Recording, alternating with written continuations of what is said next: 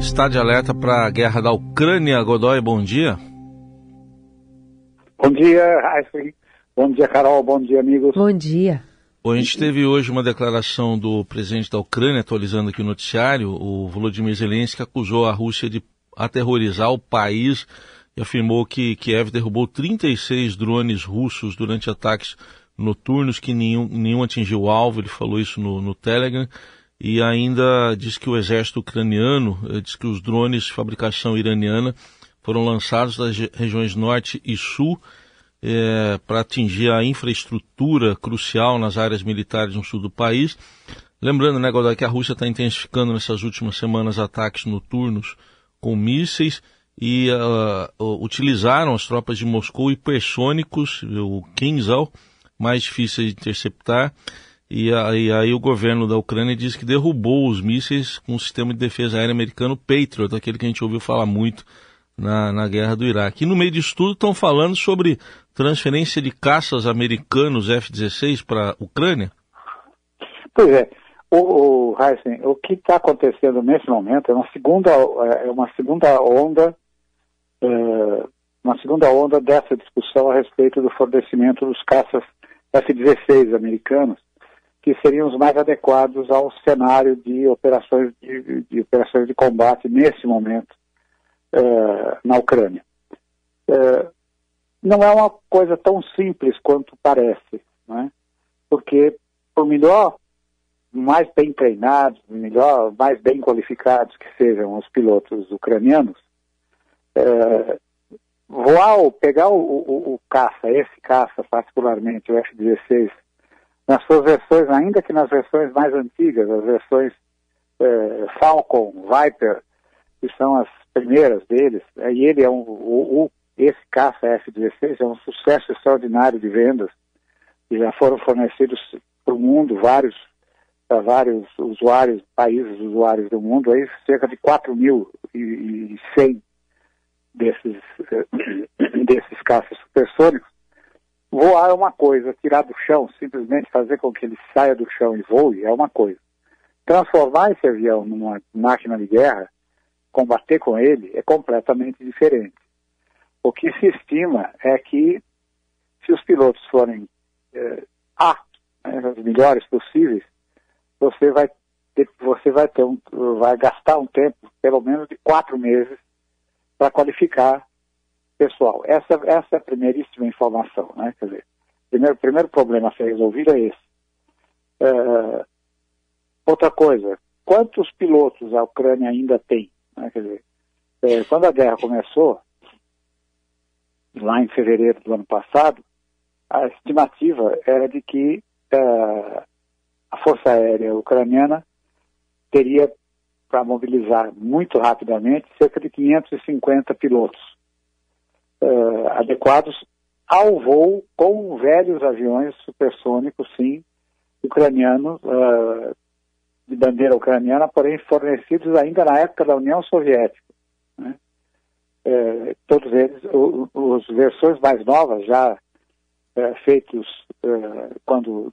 depois do fim da União Soviética, quando já sob o regime da Federação Russa, eles não têm nenhum. Chegaram a ter uma negociação, mas ela não prosperou, exatamente porque já em 2014 a Rússia invadiu a Crimeia e tal, e tomou a Crimeia, e qualquer negociação que havia para fornecimento, obviamente, não avançou, né? Bem, então você tem esse primeiríssimo problema. A qualificação de um piloto de combate nos Estados Unidos, por exemplo, dura de 2 a 3 anos.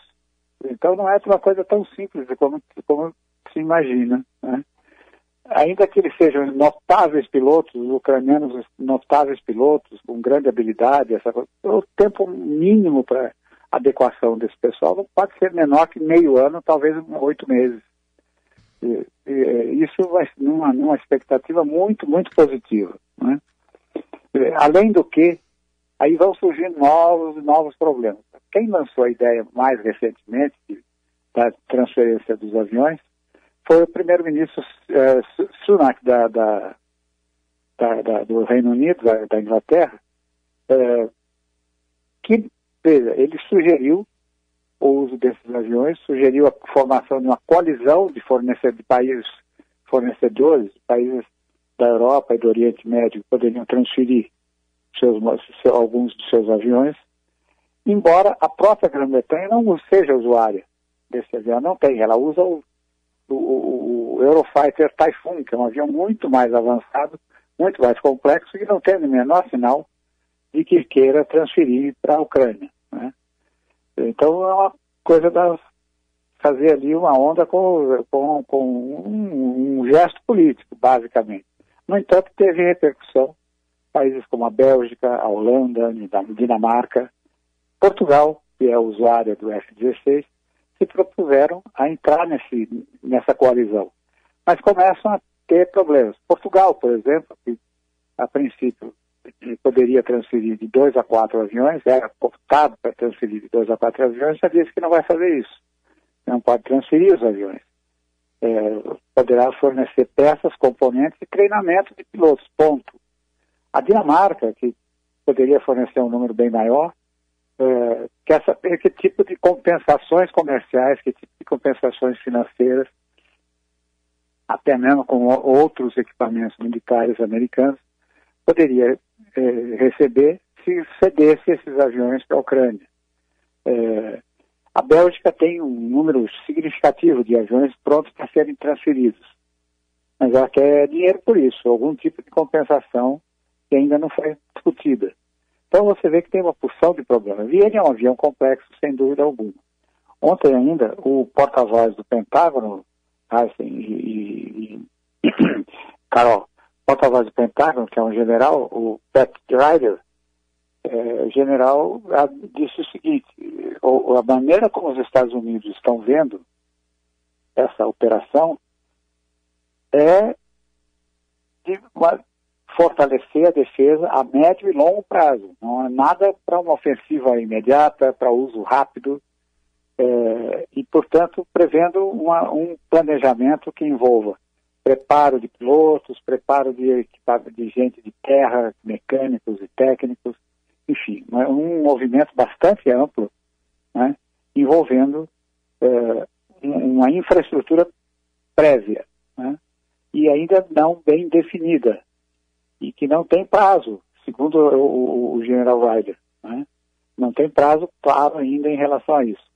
E a gente tem que lembrar o seguinte: então, todos esses movimentos do Sul e da coalizão e países dispostos a ceder os seus aviões, a gente tem que lembrar o seguinte: os aviões são de origem americana. E existe um acordo internacional vigente em que o fabricante de um determinado tipo de armamento, seja ele qual for, o país fornecedor original tem que ser consultado antes que o país, por exemplo, antes que a Holanda, por exemplo, ou a Bélgica, transfiram isso para um terceiro usuário, tem que ter uma autorização americana. E nada disso foi discutido ainda, né? Então é uma coisa bastante complexa. Mais ainda, ele, embora seja um avião notável, extraordinário mesmo, com capacidades extraordinárias, cada vez que ele faz cumpre uma missão, e demora muito tempo em terra depois da volta para ser reconfigurado, repreparado, digamos assim, passar para um novo preparo para uma nova missão. Isso tem que ser feito por técnicos altamente especializados, inclusive prevendo a participação de engenheiros aeronáuticos nesse procedimento. Quer dizer, gente muito familiarizada com o equipamento. Da onde é que esse pessoal vai sair? Como é que poderão eventualmente ser treinados técnicos e engenheiros ucranianos? Então surgem muitas questões que ainda têm que ser respondidas antes que a Força Aérea ucraniana possa contar efetivamente com os F-16. Agora, em relação a esses ataques, os ataques mais recentes, sem dúvida alguma, a Rússia está tentando, e tem tido um relativo êxito, está tentando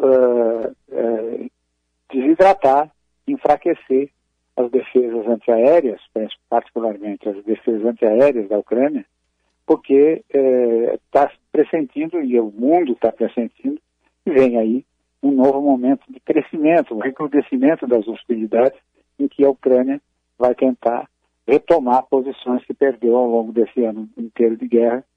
E agora, eu pessoalmente duvido que o Patriot tenha, que o sistema antimísseis Patriot tenha sido responsável pela interdição, pelo bloqueio de tantos drones, embora sejam os drones atingidos até agora tenham sido os drones leves, drones de baixo desempenho, né?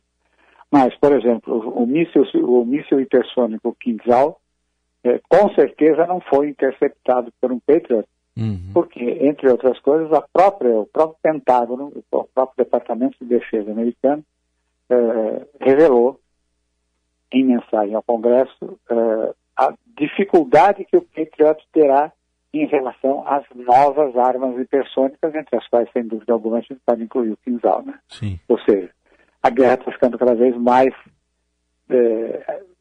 está tendo consequências cada vez piores, né?